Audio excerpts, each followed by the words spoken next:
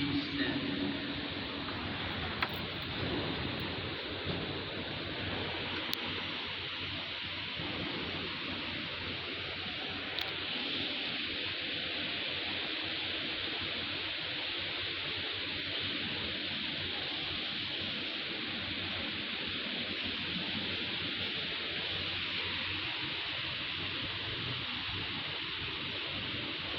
Remember your mercies, O Lord, and with your eternal protection, sanctify your servants, for whom Christ your Son, by the shedding of his blood, established the paschal mystery, who lives and reigns forever and ever. Amen. Please be seated.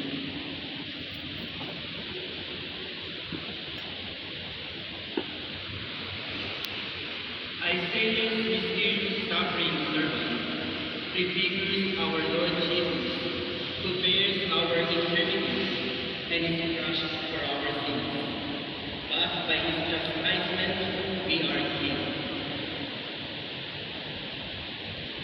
A reading from the book, The Prophet Isaiah. See, my servant shall prosper. He shall be raised high and greatly exalted. Even as many were amazed at him, so far was his look beyond human semblance, and his appearance beyond that of the sons of man. So shall he startle many nations. Because of him, kings shall stand speechless. For those who have been told shall see, those who have not heard shall wonder it. Who would believe what we have heard? To whom has the arm of the Lord been revealed? He grew up like a sapling before him, like a shoot from the parched earth. There was in him no stately bearing to make us look at him, nor appearance that would attract us to him. He was spurned and avoided by people, a man of suffering, accustomed to infirmity, one of those from whom people hide their faces, spurned and we held him in no esteem. Yet it was our infirmities that he bore, our sufferings that he endured. While we thought of him as the stricken, as one smitten by God and afflicted, but he was pierced for our offenses, crushed for our sins. Upon him was the chastisement that made us whole. By his stripes we were healed. We had all gone astray like sheep, each following his own way. But the Lord laid upon him the guilt of us all. Though he was harshly treated, he submitted and opened not his mouth, like a lamb led to the slaughter, or a sheep before the shearers. He was silent and opened not his mouth. Oppressed and condemned, he was taken away. And who would have thought any more of his destiny? When he was cut off from the land of the living, and smitten for the sins of his people. A grave was assigned him among the wicked, and a burial place with evildoers. Though he had done no wrong, nor spoken any falsehood, but the Lord was pleased to crush him in infirmity.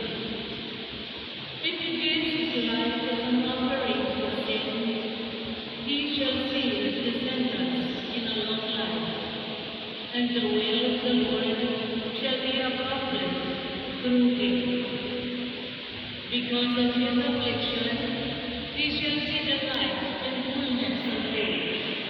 Through his suffering, my servant shall justify many, and their death he shall bear.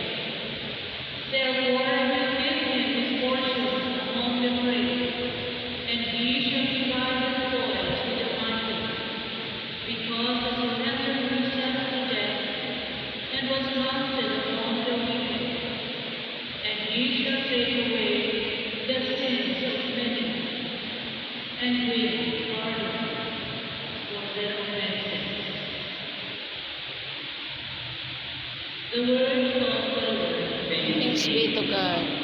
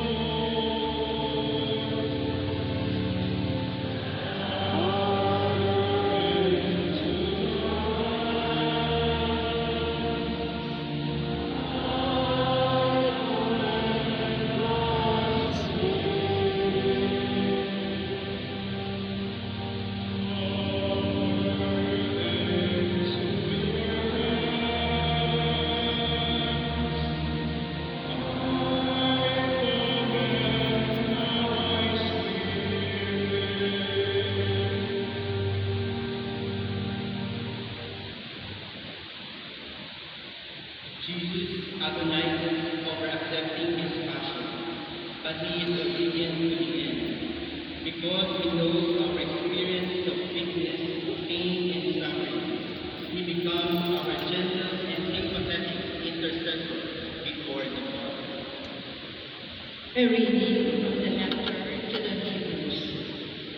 Brothers and sisters, since we have a great high priest who has passed through the heavens, Jesus, the Son of God, let us hold fast to our confession.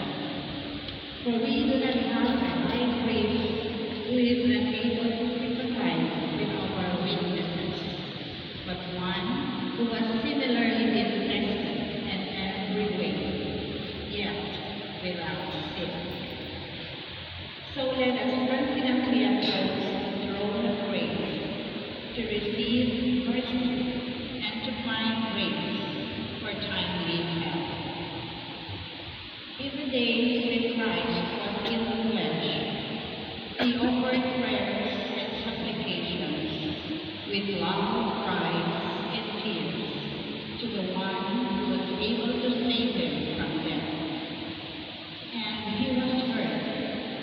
because of his reverence.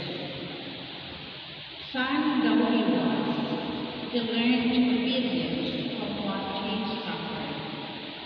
And when he was made perfect, he became a source of eternal salvation for all who obey him. The word of the Lord. Thanks be to God. Please stand.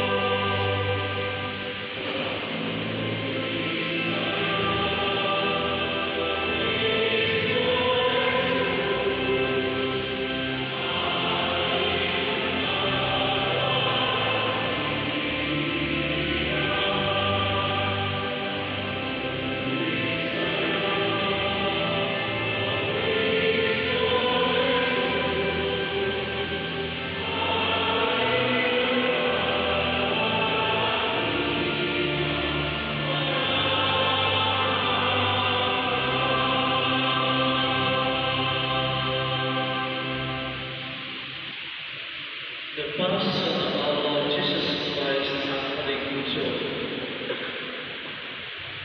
Jesus went out with his disciples across the Kidron Valley to where there was a garden, into which he and his disciples entered. Judas, his betrayer, also knew the place, because Jesus had often been there with his disciples. So Judas got a band of soldiers with guards from the chief priests and the Pharisees, and went there with lanterns, torches, and weapons. Jesus, knowing everything that was going to happen to him, went out and said to them, Whom are you looking for? They answered him, Jesus the Nazarene. he said to them, I am. Judas, his betrayer, was also with them. When he said to them, I am, they turned away and fell to the ground. So he again asked them, Whom are you looking for? they said, Jesus the Nazarene. Jesus answered, I told you that I am. So if you are looking for me, let these men go. this was to fulfill what he had said, I have not lost any of those you gave me. Then Simon Peter, who had a sword, drew it, struck the high priest's leg, and cut off his right ear. The slave's name was Malchus. Jesus said to Peter, Put your soul into his cup. Shall I not bring the cup that the Father gave me? So the band of the soldiers, the tribune, and the Jewish guard seized Jesus, found him, and brought him to Annas first. He was the father-in-law of Caiaphas, who was high priest that year. It was Caiaphas who had counseled the Jews that it was better that one man should die rather than the people. Simon Peter and another disciple followed Jesus. Now the other disciple was known to the high priest, and he entered the courtyard of the high priest with Jesus. But Peter stood at the gate outside. So the other disciple, the acquaintance of the high priest, went out and spoke to the gatekeeper, and brought Peter in. Then the maid, who was the gatekeeper, said to Peter, You are not one of this man's disciples, are you? he said, I am not. Now the slaves and the guards were standing around the charcoal fire that they had made because it was cold, and were warming themselves. Peter was also standing there, keeping warm. The high priest questioned Jesus about his disciples and about his doctrine.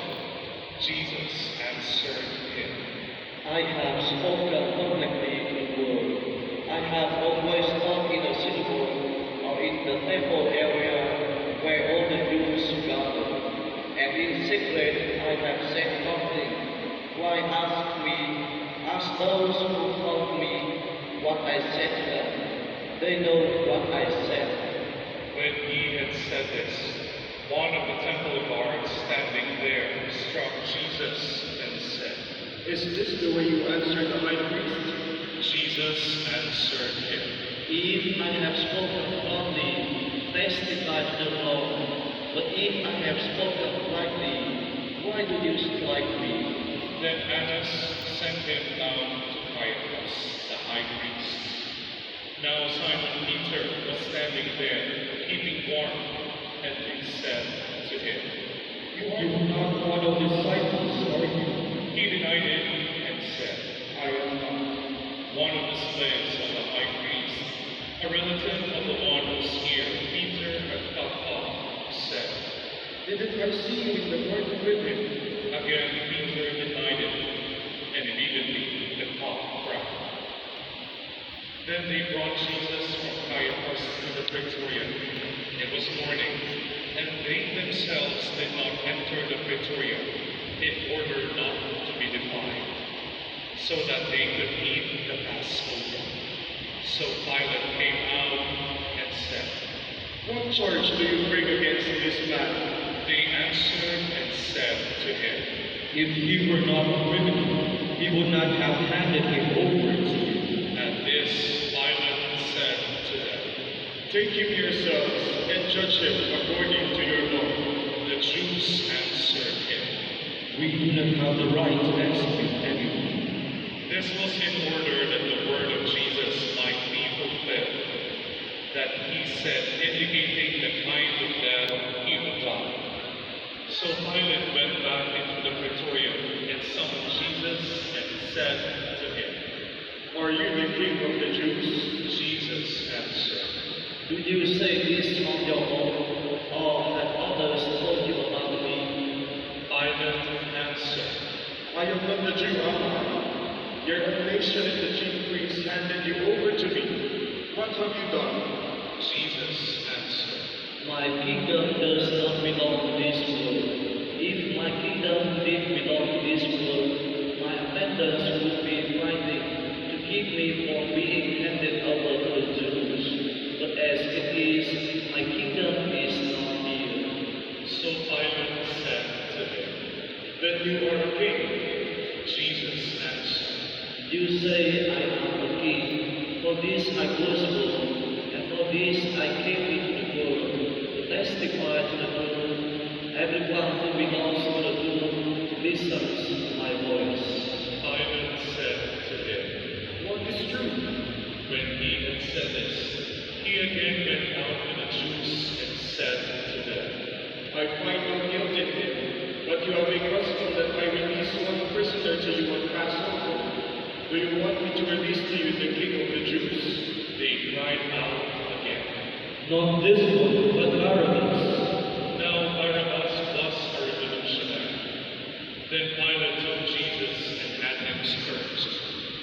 And the soldiers pulled the crown out of thorns and placed it on his head, and clothed him in a purple cloak. And they came to him and said, Hail, King of the Jews. Then they struck him repeatedly. Once more Pilate went out and said to them, Look, I am bringing him out to you, so that you may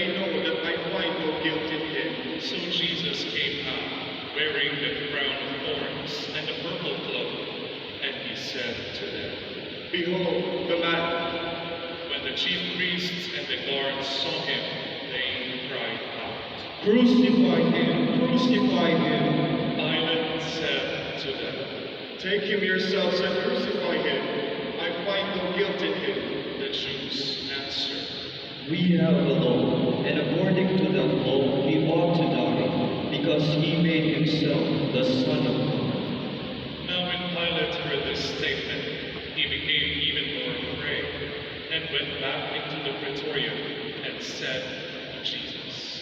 Where are you from? Jesus did not answer him, so Pilate said to him, Do you not speak to me? Do you not know that I have power to release you and I have the power to crucify you? Jesus answered him, You would have no power over me, if it had not been given to you from above. For this reason, the one who handed me over to you has the greater sin. Consequently, Pilate tried to release him, but the Jews cried out. If you release him, you are not a friend of Caesar. Everyone who makes himself a king opposes Caesar. When Pilate heard these words, he brought Jesus out and seated him on the judge's bench in the place called Stone Pavement, in Hebrew, Gabbatha. It was preparation day for Passover, and it was about noon. And he said to the Jews, Behold, your king. they cried out. Take him away, crucify him. Pilate said to them, Shall I crucify your king? the chief priests answered. We have no king but Caesar. Then he handed him over to them to be crucified. So they took Jesus and carrying the cross himself, he went out to what is called the place of the skull, in Hebrew, Golgotha. There they crucified him, and with him 2 others, one on either side, with Jesus in the middle. Pilate also had an inscription written and put on the cross. It read, Jesus the Nazarene, the King of the Jews. Now many of the Jews read this inscription, because the place where Jesus was crucified was near the city, and it was written in Hebrew, Latin, and Greek. So the chief priests and the Jews said to Pilate, Do not write the king of the Jews, but that he said, I am the king of the Jews. Pilate answered, What I have written, I have written. when the soldiers had crucified Jesus, they took his clothes and divided them into 4 shares, a share for each soldier. They also took his tunic, but the tunic was seamless, woven in one piece from the top down.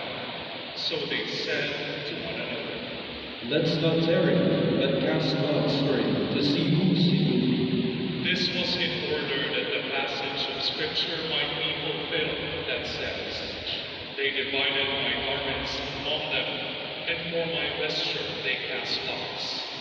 This is what the soldiers did.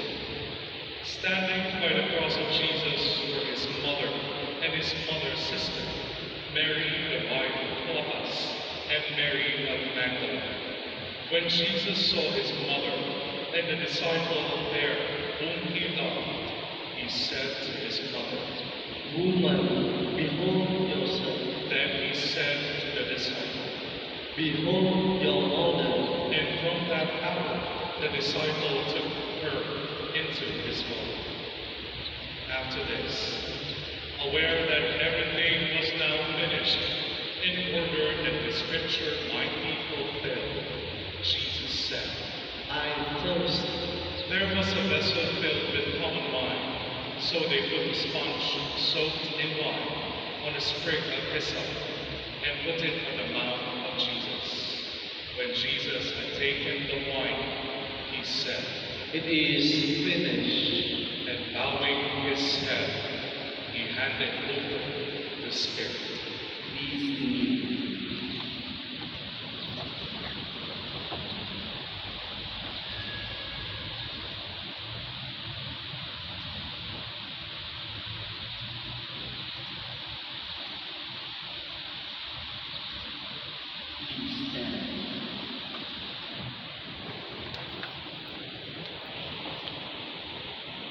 Now since it was preparation day, in order that the bodies might not remain on the cross on the Sabbath, for the Sabbath day of that week was a solemn one, the Jews asked Pilate that their legs be broken and that they be taken away. So the soldiers came and broke the legs of the first and then the other one, who was crucified with Jesus. But when they came to Jesus and saw that he was already dead, they did not break his legs. But one soldier thrust his lance into his side, and immediately blood and water flowed out. An eyewitness has testified, and his testimony is true. He knows that he is speaking the truth, so that you also may come to believe. For this happened, so that the scripture passage might be fulfilled. Not a bone of him will be broken. And again, another passage says, they will look upon him whom they have pierced. After this, Joseph of Arimathea, secretly a disciple of Jesus for fear of the Jews, asked Pilate if he could remove the body of Jesus, and Pilate permitted. So he came and took his body. Nicodemus, the one who at first came to him at night, also came bringing a mixture of myrrh and aloes, weighing about 100 pounds. They took the body of Jesus and bound it with burial cloths, along with the spices, according to the Jewish burial custom. Now in the place where he had been crucified, there was a garden, and in the garden a new tomb, in which no one had yet been buried. So they laid Jesus there, because of the Jewish preparation day, for the tomb was close by. The Gospel of the Lord. Praise you, Lord Jesus Christ.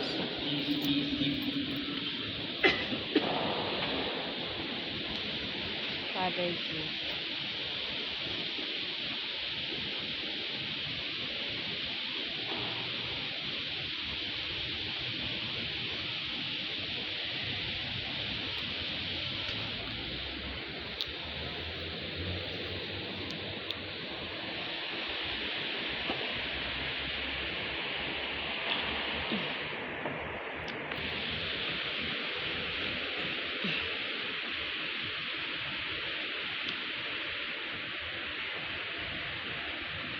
Mga kapatid, ang tema po ng ating pagdiwang, itong ating pagdiwang, Biyernes Santo, ay walang iba, kundi ang pag-ibig ng Diyos. Ang pagwawagi ng pag-ibig ng Diyos laban sa buto ng kasamaan. Tunay na naman na sa gitna ng mga pagsubok, kahinaan ng ating kapwa, kapag mananatili tayo sa pag-ibig ng Diyos, hindi tayo matitinag. Amen. Kaya magandang paalala ko sa ating ang ating Biyernes Santo, mga kapatid. Panalangin natin, sikapin natin, lahat tayong manatili sa pag-ibig ng Diyos. Kahit anumang sitwasyon meron tayo, wag mo tayong tumayo, mananatili tayo sa pag-ibig. Marahil nagtatanong kayo, bakit yung kwento ng ating Ebanghelyo ay tungkol sa pagpapakasakit at ang kamatayan ng ating Panginoon.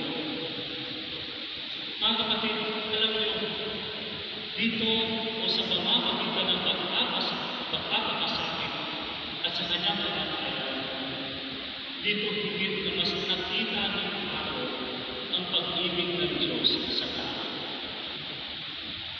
Oo, yung pag-ibig ang tunda sa simulan sa pagkalaan.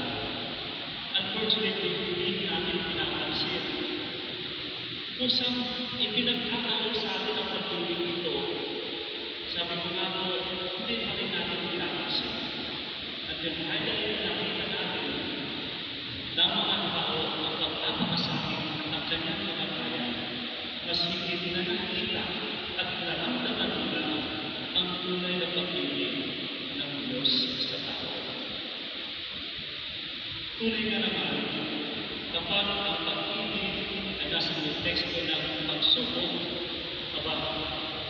Ito ay isang makahulugan.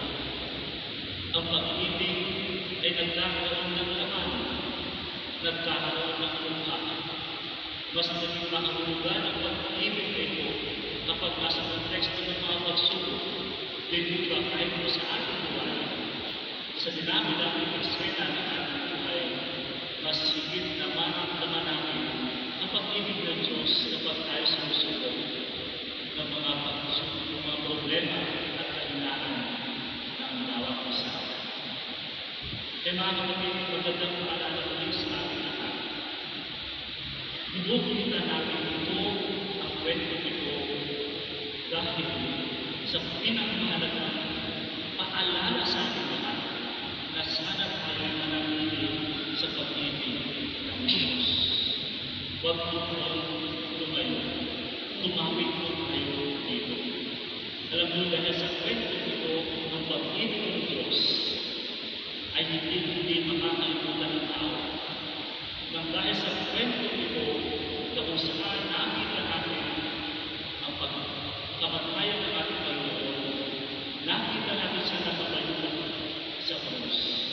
Mas higit na nagsilbing hindi makakalimutan sa kapatid, nagsilbing panghabang buhay na naalala ng pag-ibig ng Diyos natin. Dahil sa ating mga Katoliko, mahalaga sa ating pananampalataya ang krus. Hindi lang maalala ang kanyang pagmamalasakit at pagmamalan, higit sa lahat, maalala ng tunay ang pag-ibig ng Diyos sa atin. At pinapakita nito na kapatid sa kwento nito na sa gitna ng kahinaan ng kapwa natin, sa gitna ng mga kasalanan at kasamaan, sana po labanan natin ito gamit ang pag-ibig ng Diyos. Huwag po natin labanan natin ang ganti, bukod, galit, o kakusa. Kapag tayo ay sinusubok ng mga panahon yun, problema, kahinaan ng kapwa, kasalanan ng iba, minsan pinagkakasalanan tayo, sinasaktan tayo, iniiwan. Huwag po natin labanan ng galit. Huwag po labanan natin ito sa pamamagitan ng pagkapit at manatili sa pag-ibig ng Diyos. Alam niyo, kapag tayo ay nananatiling mabuti sa gitna ng kahinaan ng ating kapwa sa atin, walang mawawala sa atin. Mananatili tayo sa Diyos at ang Diyos ay kasama natin. Dito sa simbahan ng Santo Domingo, isa sa mga napakagandang karanasan ko ay yung sakramento ng kumpisal. Marahil halos lahat sa inyo dito ngayong lahat ay nakikita rin sa pagkukumpisal. Makikita mo sa pila, mahaba ko ng staff. May bata, may matanda, may kaya, walang kaya. Ngayon iba, relax lang. Yung iba, minsan maramdaman mo yung bigat.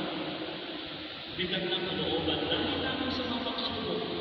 Pagsubok ng samahan, kahinaan at kasalanan.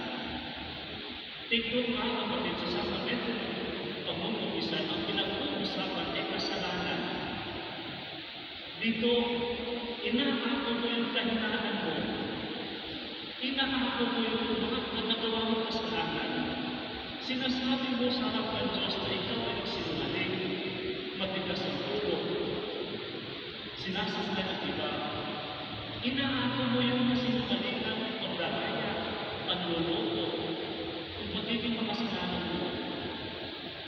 Pero mga kapatid, titignan mo na sa gitna ng kasalanan mo, hindi po tayo sinasabihan ng ganti. Hindi tayo sinasabihan sige, bukas ka, bumalik ka, gantihan mo. Hindi tayo sinabihan, o sige, ganito ang gagawin mo, parusa ko sa iyo.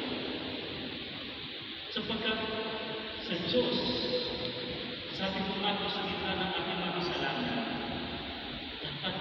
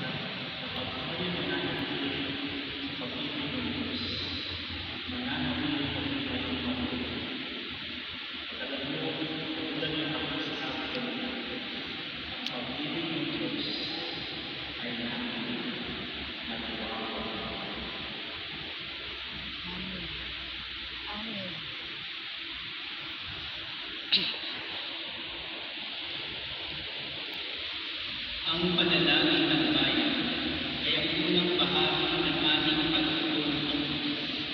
Nagpapahayag ng ating pagkakit bilang mga makasalanang nagpapakumbaba sa harap ng pinakadakilang pag-ibig. Dumudulog sa mga sandali ng tagumpay ng kanyang bugtong na anak. In the celebration of the Word, we have proclaimed that Christ Jesus, our Lord and Savior, offered himself for all. Dying on the cross, he drew and united all people to himself.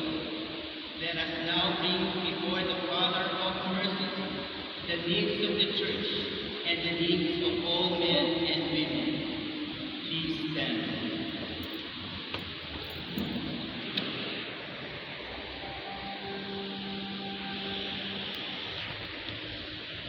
For Holy Church,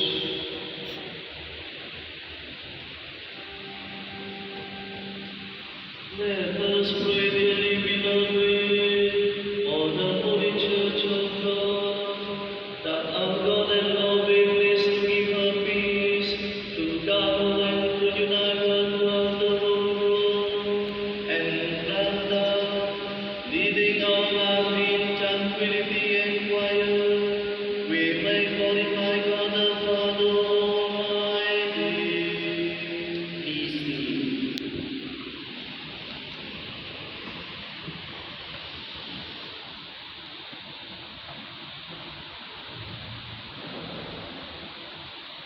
Please stand.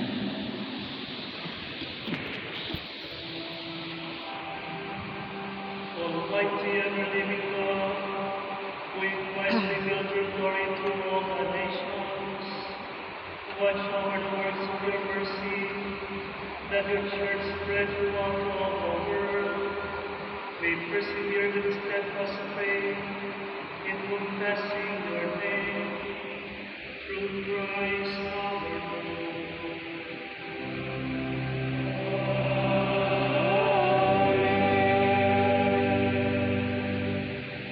For the Pope, let us pray also for most holy Father Pope Francis, that our God and Lord, who chose him for the order of bishops, may give him safe and love for the Lord's holy church, to govern the holy people of God. Please kneel.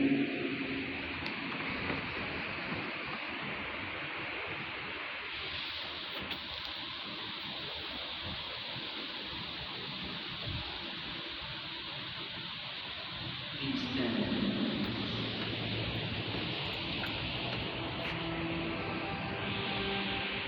Almighty ever-living God, mercifully all things are condemned. Look in favor of our prayers, and in your greatness protect the fools and for us, that under him the Christian people, governed by you, their Maker, may go inherit their